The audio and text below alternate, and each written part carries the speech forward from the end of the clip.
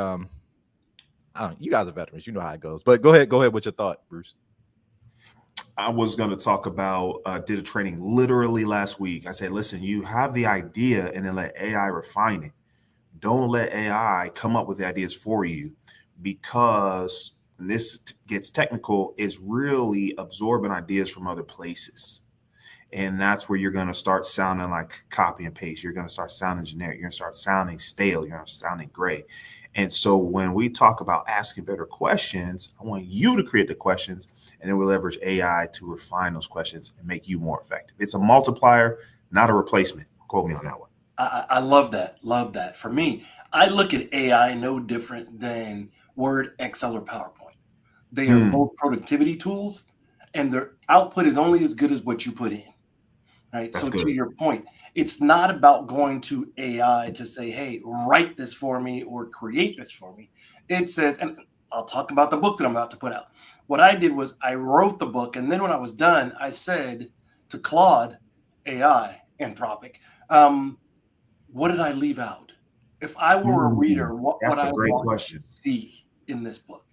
And it turned out I had left out an entire section of resources for people, right? My book is about the stroke that I had, and also the problem that I have with my And heart. do a quick intro too, Roderick, for folks Sure. that don't know. Really quick. Roderick Jefferson. I'm the CEO of Roderick Jefferson, and I am a consultant. I'm also a workshop facilitator. I am the author of 2 best-selling books, with a 3rd coming out shortly, and I'm also a professional keynote speaker. So just for a little reference as to where we're going. So back to the book now, I asked that question, what was left out?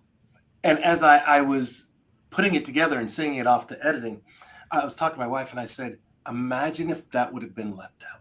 I've given them all of this information. I've given them some great personal stories, but I don't give them resources. And whether the resources be for someone that's surviving from a stroke or another catastrophic trauma, or more importantly, or excuse me, as important, would be for the caregivers themselves. I was talking to my wife and she was like, I can tell you the story from my side, but you're going to tell the book from yours. But those people need to know about the caregivers as well, not just for the patient that's going through, or as I call it, the survivor now, and the warrior that's going through that piece. So it's a phenomenal tool. My thing is IQ plus EQ plus AI is now the 3-legged stool by which, regardless of what your business is or industry is, if you are not leveraging those 2 things, one, you're already behind. And secondly, I use AI to show humanity more. And I know it sounds oxymoronic, but think about that one for a moment. Gold, Jim. Yeah, Gold. I think that's kind of the convergence that we're seeing. Artificial intelligence. Anytime we have a new technology, and we know AI, generative AI, even is not new, but having a commercial product in our hands that we can interact with, it's significantly disruptive. And so sometimes I think we forget how many times humanity has gone through these types of changes. Like at one point, there was a what they call it, like there was a steno pool, right, of people that used to work in corporate with typewriters. Like there would be, you would go to a floor, Yeah, and there was stenographers. there you go. Yes, stenographer. Yeah, and so that had to evolve, and people had to learn how to use computers. And then from computers, people, it's like, oh no, now we're using graphic user interface, Windows, and then from there we're using cloud, and then we're on mobile technology. Now it's always been this, but I think the speed in which these technologies are converging, and the fact that we're building tech stack on top of existing layers and also existing understanding. Like when the internet first came out, people had no idea how to, I mean, people barely had a computer, like less than, 25% of homes had like an actual personal computer. That was like a big deal. Remember we're getting like the first family computer, and like everybody had you were balling if you got a computer back then. Right. I really quickly, I did a keynote last week, and I asked the audience a simple question, and they thought that I was crazy when I asked it. And I said, do we still have horses? I was going to give that example. I love Where it. are you going with this? Right. And I said, think about this. we had always used horses, whether it be for agriculture, for travel, etc. And then came the car, right? Now, what happened was we didn't kill and get rid of all the horses. They just are being leveraged differently now, right? Mhm. And the same thing with AI. I don't believe that AI is going to kill every job. I do believe that it's going to kill some, and it probably should at this point of growth and maturation and technology. I believe people that don't know how to leverage AI won't have a job because you just said something really interesting, Ryan, and that is how fast things are happening. It's no longer the speed of business. It's no longer the speed of light. It's now the speed of AI. So I looked up something, and the number of years that it took for each of these products to gain, remember this number, 50 million users. Airlines, 68 years. Automobiles, 62 years. Telephones, 50. Television, 22. Internet, 7 years. Cell phones, 12 years. Social media, YouTube, 4 years. Facebook, 3 years. Twitter, 2 years. You ready for this one? Chat Yeah. GPT, 50 days. Come on. Think about that. Bruh. Listen, look, this is what it is. All right, so I have so many questions for y'all. We have like 20 minutes, so I'm gonna try to squeeze them in.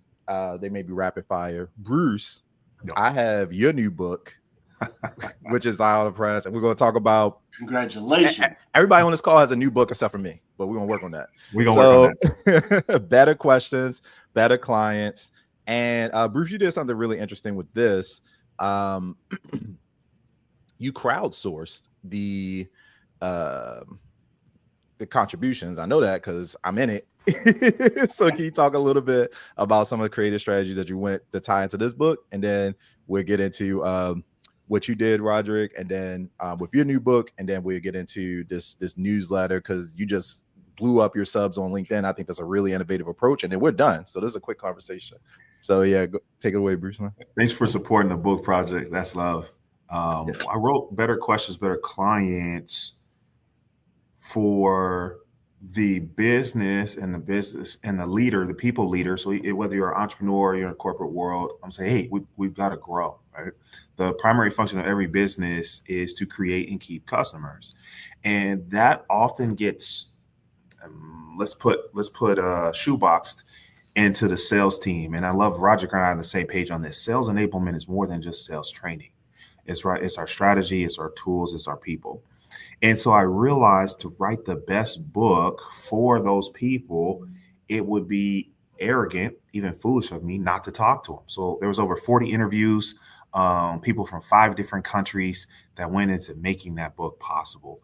And so I'm really, really proud of the work that came from their combined efforts. Man. Oh, wait, now I'd be remiss. If you want to grab a copy, visit askingbetterquestions.com, askingbetterquestions, plural.com. Love that. Let me make sure I get the full brand in there. I gotta move the microphone. Hey, yeah, y'all screenshot that. Screenshot it, boy. Man, great job. You said how many countries? 5. That's incredible. Yeah, people all over. Because everyone uses questions. But how many trainings have you had on asking better questions? So I think that's really the thing that comes down to, man. I can't wait to dive into this. So great job with this. And then you were scheduled to talk with, you were planning to connect with Roderick anyway. So this was, we actually have a meeting on the calendar next week. So this is perfect. Hey, Karma knows everybody's address, right? Good and bad. And I'm looking forward to catching up, brother. Yeah, likewise. And so Roderick, tell us about your projects, because you have not sat still 2025. I know that for a fact. I know you're sitting still now. Technically, you're in a home. That might, I really feel like you're green screening us from like an airport somewhere. As has been said, I'll never tell. You know what? Thank you for that. I have been working diligently to make sure that I can get the word out on a couple of things. One, I wrote a book called Sales Enablement 3.0. It is literally about the next level. As Bruce said, it is beyond just sales training. It's everything from processes, programs, platforms, all the way out to how do you drive higher EQ, not just with sales folks, but across the go-to-market strata. And thankfully, and I'm blessed to say, it has become a bestseller, and it's my baby. I'm actually the person that coined the phrase sales enablement 18 years ago. So you can imagine it's like watching your child grow up. Then you came up with the term sales enablement. yes, Like you coined the term. So yeah. you're I am that OG. that's I wasn't thought smart leadership. enough to copyright it though. But nevertheless, I did it for others to help them and other companies, and it's doing its thing. And then people said, love the book, but you've got all these tools and templates in there. I don't know how to do those things. I said, okay, fine. I'm going to give you an interactive workbook. I'm showing a hard copy. It actually only comes out in ebook because it is literally an interactive PDF that you can go through and adjust for your given company. Ooh. That's one piece. And then I said, all right, great. I've done this enablement thing for X number of years now. And 3.5 years ago, I had a massive stroke. I literally almost worked myself to death. I had the stroke where I actually coded. I died. They brought me back. But while I was out, I got a chance to see this lady right here that's over my shoulder. My mama. My mama died in 1999. She actually came to me while I was flatlined and told me what my new path and my new purpose was. So what I am going to release in the next couple of weeks is my most important work ever. And it is a book called Stroke of Success. And it's all about the rise, the fall, and the phoenix that again re-rose from the ashes to become who I am today. And it's not just about a stroke. It's literally about what happens when people are navigating their journey. And it can be empowering, no question, but it can also be dangerous when there's not balance, there's not self-care, and there's not mindfulness. And unfortunately, like I did, I allowed what I did to overcome who I am, and it nearly killed me. And so if you want to know about any of those three things, or you're looking for a keynote speaker, or you're looking for a consultant to help you out to drive productivity and profitability, I made it real simple. It's at roderickjefferson.com.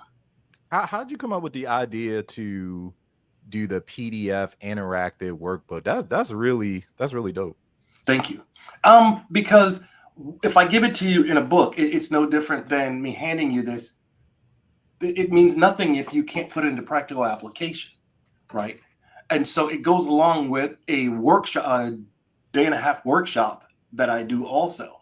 And I want to walk them through real life application. I don't want to give you case studies and scenarios. I want something that you can go right back to your team, go back to your leadership team and say, we're going to make a difference, and here's how we're going to do it. And it's already proven.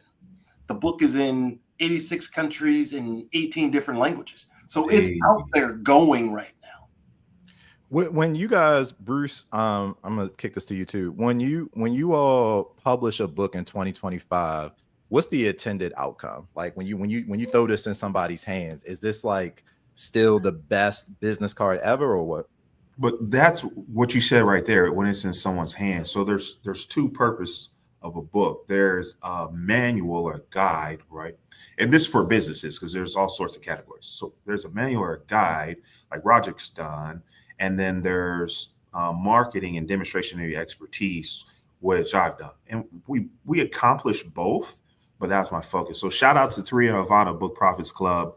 The reason mine's only available in hard copy, at least for the time being, and one of the reasons I don't sell it on Amazon unless you're international, is because the goal isn't for you to buy the book. The goal isn't even for you to just read the book. The goal is for you to take what's inside the book and apply it. And that's one of the reasons the book is so short. We just get straight to the point. So I've created a digital course to support it, like Roger did. There's a workshop, because at the end of the day, I don't want you to just watch a video and go do the same things and think the same things and feel the same things that you did last week, last month, last year, because you're going to get the same results that you got last week, last month, last year. The goal is to put it into practice as quickly, as smoothly as possible, so you can see those results as quickly as possible. And that happens, I think, more often when there's a physical copy there's some intention there. There's some argument for audiobooks, but I don't like having a PDF just left on your desktop collecting digital dust. Yeah, I like that. Look at And you. so let's dive into this, because now a lot of people spend time creating the book, and then it gets launched into like oblivion. Then you got to think about marketing on the back end. But in this particular case, oh, I hit the wrong button. I'm still getting used to the stream, y'all. Okay. Roderick, you said, nah, forget that. I'm going to build a community on top of that. And so now what we have is an incredible newsletter, the AI Sales Advantage. And I believe, if I have the numbers right, you grew this up to 1,900 subscribers, because folks can subscribe to your newsletter on LinkedIn, just like they would on like a Medium or something like that. We're looking at these live numbers, show a screen. We're just shy of 2,000 right now. I mean, we may have the 3 people like on here, but like, what was this newsletter launch connected to the book, or was this something that you were already doing and you just are weaving it in? Can you tell us like the psychology behind? Actually, it is an extension of the book, but it's the next level, right? I wrote the book 4 years ago, and it's still doing well. But obviously, the world and technology has changed since, right? And everything is AI focused. And for me, that's where I live. It's a mixture of IQ I plus see. EQ plus AI. It's about using all of those things, one, to be more human. And I know it sounds oxymoronic, but if you read a couple of the newsletters, you'll see where I'm going with it. And also to drive productivity and profitability. And so if you can do both of those things humanly, that's where I sit, is at that intersection of, as I said, IQ plus EQ plus AI. And you're getting leads through this, right? Like folks. Absolutely. Are they coming through? Are folks like DMing you, or just like you're seeing I'm sure your connection requests going up? But it's a combination of both, right? Okay. And I'm having folks that are reaching out directly to me through my contact page. Hey, loved what you wrote. Would love to do fill in the blank, whether it's workshop or it's a keynote, or if it's a podcast, right? So it is serving its purpose. That's cool. Are people reaching out because, and by the way, you both have really tight kind of avatars that you focus on. Absolutely. Selling into organizations. I think on your side, Roderick, from Sale Enabling. I mean, I'm sure there's like 10 or 15 roles in an org chart that you're always constantly looking to connect with, right? 100%. Absolutely.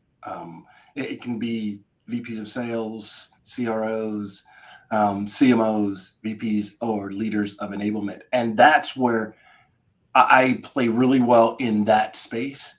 But where I've also broadened out is with Stroke of Success now. You think about that has a horizontal reverberation, if you will. So gotten out of just the sales box intentionally. I'm now talking to associations, health and wellness, med devices, even a construction company. Think about that. Because of the level of stress that these folks are under, it now gives me a whole new opportunity to share best practices vertically and horizontally. I love that. That's actually what I'm running into, is because for a long time, actually, I'll start at the beginning. I didn't plan on becoming an entrepreneur. I was trying to get a promotion, and they told me I didn't have enough experience. All right. So we're talking to someone that has back-to-back President's Club awards. That was literally, not figuratively, top 100 in a company of 7,000 employees. And you're telling me I don't have enough experience to be a manager. So, all right. I'll let that slide. They want to keep you in production. You guys keep rainmaking. I'm a multiplier, though. So I go volunteer at Toastmasters. I didn't even join. I'm helping them with their speeches. Start winning awards. Start getting promotions at work. Someone said, "Hey, Bruce, your coach and help me get my dream job. How much do I owe you?" It's like, I don't know, right? I've been a W-2 my whole life. So I was like $100, right? This worked with me for 3 hours. $100 sound like a nice number. So they said 1, 2, 3, 4, 5 20s. Put in my hand. That's when I became an entrepreneur. And I was teaching personal and professional development. The most requested was sales skills. Now we're just focusing on asking better questions. So I run into that box that Roger was talking about. People think of me as a sales trainer, which is just a piece of what I do. A lot of folks don't need sales training. Most of the clients I work with need clarity. The next one is leadership training, and then we can look at sales training. So I'm really glad you said that as far as moving horizontal, because I love professional service businesses. I love SaaS companies. But at the end of the day, if you have people, there's so many applications that we can apply, from leadership to coaching to the sales team to feedback and more. So really excited to where this book goes. That's awesome. Well, I'm gonna give you both the final word, Bruce. I mean, I learned y'all are like the what was that, E.F. Hutton back in the day, Roger? Like when y'all talk, I listen. So every time I got something to say, I feel like I'm learning something. But I'm gonna give you the last. I'm gonna jump to you, Roderick, and then yeah, we'll take them out. I just really wanted people to see real time what's happening here. And within Black Speakers Network, you know, obviously we have so many people who are launching projects, books. Newsletter to me was very, very interesting. Very interesting. That's why I wanted to kind of start with that, because when we have these channels, and every time that I pick a platform, YouTube, whether it's YouTube Shorts or Threads, or every time one of these social media companies ships a new feature, essentially, that's where you have the opportunity to really grow. And I know newsletters aren't new, but it's an underutilized, I feel like, channel of attention. So I'm glad that you're doing this. Thank you. First of all, Brent, thank you for shining a light on both of us and giving us an opportunity to share best practices and things with the rest of your audience. I am truly honored and humbled to be able to do that. I'll leave you with this. What you've heard today is 2 or 3 things. I follow a theory that I call the octopus theory, and that is 8 different revenue streams, right? Because if one falls off or it's seasonal, guess what? You've got 7 more to fall back on. And that's the thing I've learned about entrepreneurship as opposed to corporate, where I can be very, very laser focused on what I was doing. Right now, I think there are so many different ways that people like to consume content, as well as programs and processes and systems and things of that thing. Don't leave that money on the table, but it's not just about the money. Don't forget your why, right? I made the mistake earlier in life. I have a great time doing something, Canva, for example, loved it. And then I was like, ooh, how can I monetize this? Everything doesn't need to be monetized. Sometimes you just need to do things because it feeds your soul. And we can leave it right there. We really can. We really can. That I have no follow up. Go ahead, Bruce. Mine's a call to action. Listen, y'all. There's 11,000 books published every day, right? Every 24 hours. So when you hop on this podcast, we thank you for sharing part of your day with us. But I don't want our conversation to stop here. So if you're a speaker, aspiring speaker, I challenge you to go look up Black Speakers Network on Facebook and tap in. You'll see the value, and I'm confident you'll look towards a membership soon. Look up Roderick Jefferson on LinkedIn, Roderick Jefferson, and subscribe to the newsletter. Don't let the conversation stop here. That's all I ask from you. I don't even ask you to spend $1 just yet until we've added more value to your life or business. Absolutely. But we can't do it for you. So that's my challenge. So my name is Bruce Hill. I make sales simple, helping organizations improve their revenue and retention. But the most important thing I have for you is one new skill will change your life. So tap in with Brian, tap in with Roderick, and we look forward to being part of your success. Just wanted to show the people what you look like on LinkedIn, just in case they need a reminder. Better questions heal. Yes, sir. I appreciate both of y'all. Look, I know y'all gotta get back to work, man. Listen, keep up the great work. If y'all got any other things that we need to shout out or talk through with Black Speakers Network, you know what to do. So until next time, keep speaking up, because your audience awaits, and we'll see y'all on stage. Take care. Peace. All right, guys. Thank you, bro, for this opportunity, brother. I appreciate it. You're welcome. Talk to you soon. All right. Take care. Bye-bye. Bye now.